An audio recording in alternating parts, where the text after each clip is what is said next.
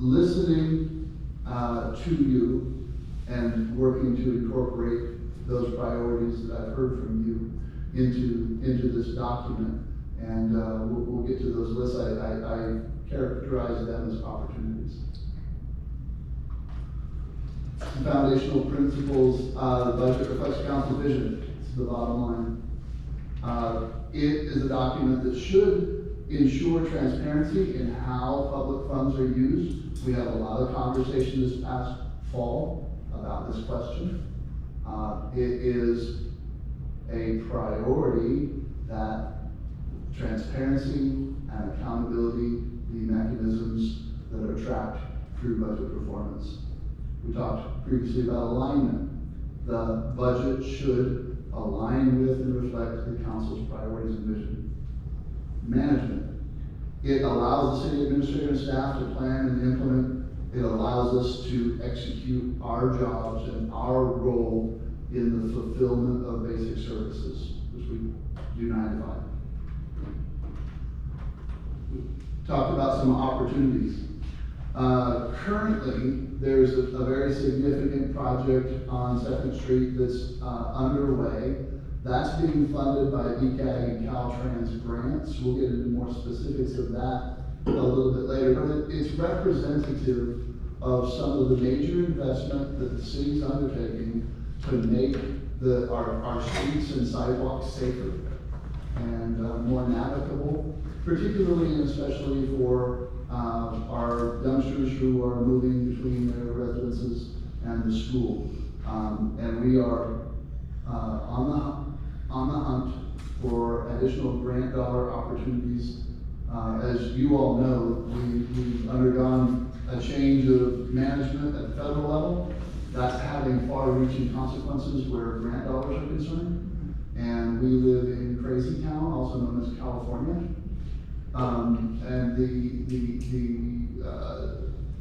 budget of the state of California is in question. And so that's going to negatively exert itself on grant opportunities, but that doesn't mean they're not there. And it certainly doesn't mean that we shouldn't be pursuing them. And I have some recommendations when we get to that point.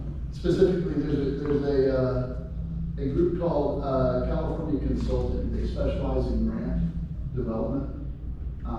And you know, I'm going to recommend that in the near-term future, they be invited to come here and present to you their portfolio of services and what they can do for kids. And what was the name? California Consulting. They are the premier grant writing and action organization. It's a private business, but they do a very, very good job. They're very effective, and they might be useful for you. That's a decision you'll make. Thank you.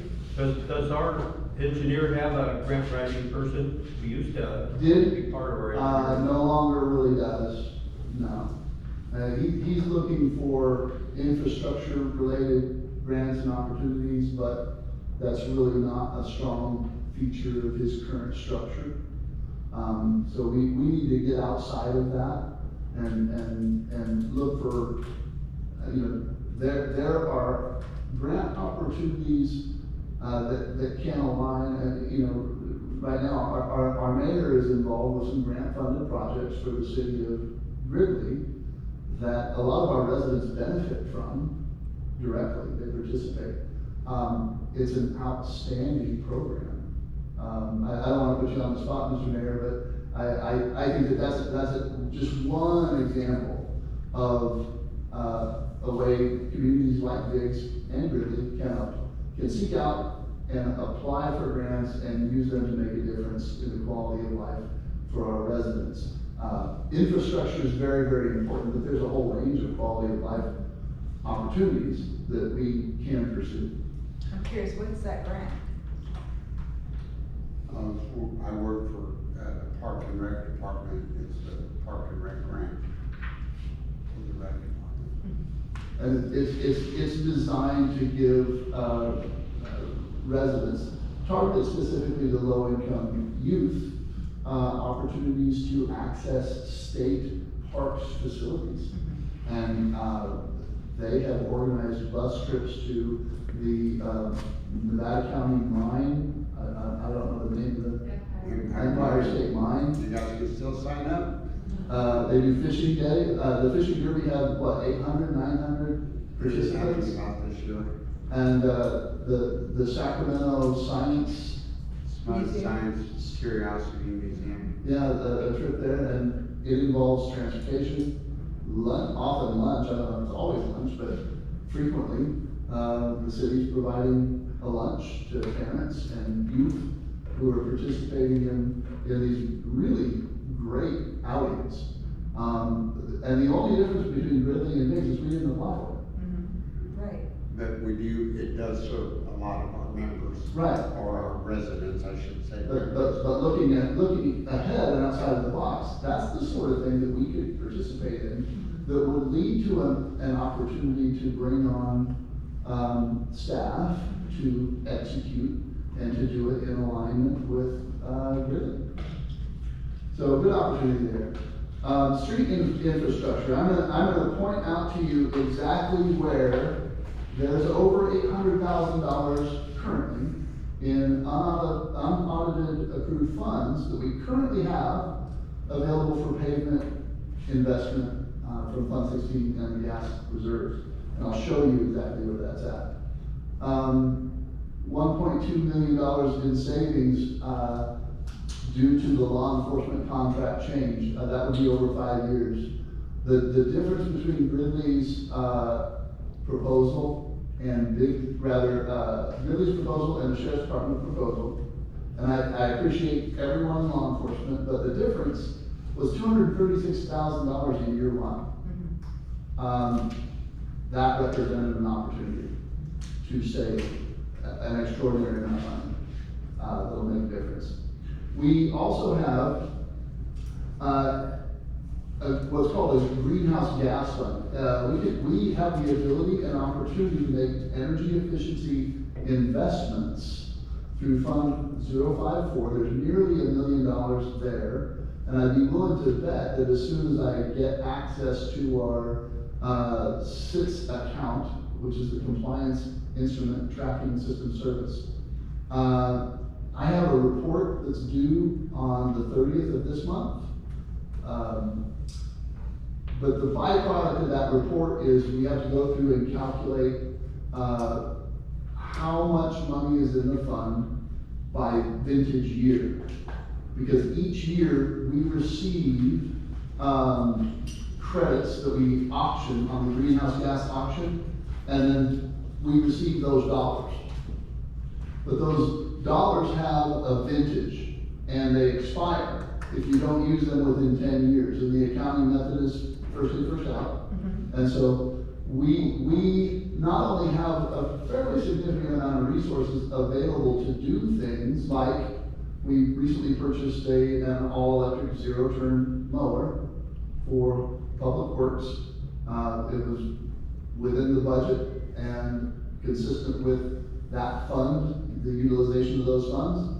And so we did that. But more importantly, these funds can also be used for AMI transition for our electric meters. These funds can be used for energy efficiency programs for our residents. These funds can be used to purchase backup generators or inverters for those who are medically sensitive residents in the unlikely event of a PSP. So we have some, what I would consider some pretty significant opportunities to put those funds that we have to work. And I'll come back to the council with a report on that June 30 filing that I do with the California Air Resources Board so that you know exactly how many dollars are there. And if we have vintage dollars available for all 10 years, we may want to calculate what gets us through year 10, 9, and 8, and plan on allocating or spending those dollars by way of a supplemental appropriation, because they're use it or lose it. And I'd rather not lose that back to the state of California. And to the AMI point, I was at the conference last week and met with two people that our vendors with AMI, heard back from one already, but I also have contacts within NCPA that are going to assist, so, as I gather that information, I'll be, well, moving forward with it, however that process really works, I haven't got that far, but it is something I really would like to try and get this done. It's, both meters I looked at are easily, adaptable to our software to sell. And at least based on, you know, what they said, talk is cheap. But, you know, there's at least two people in USF that did our, rate study, thank you. I actually met them at a similar conference. So not saying that that means anything, but I do think it's important to try and get AMI done. And, you know, I have somebody else that, outside of NCPA that's willing to help. So keep it posted. I have Sorry. a question on the energy efficient investment fund. Is that like a grant? Cause I know grants they're specific, what you can spend it on. Is this, so, is there, We receive, from California Air Resources Board, because we're a publicly owned utility, okay, we receive a certain number of greenhouse gas credits, their allowance values. okay. And we're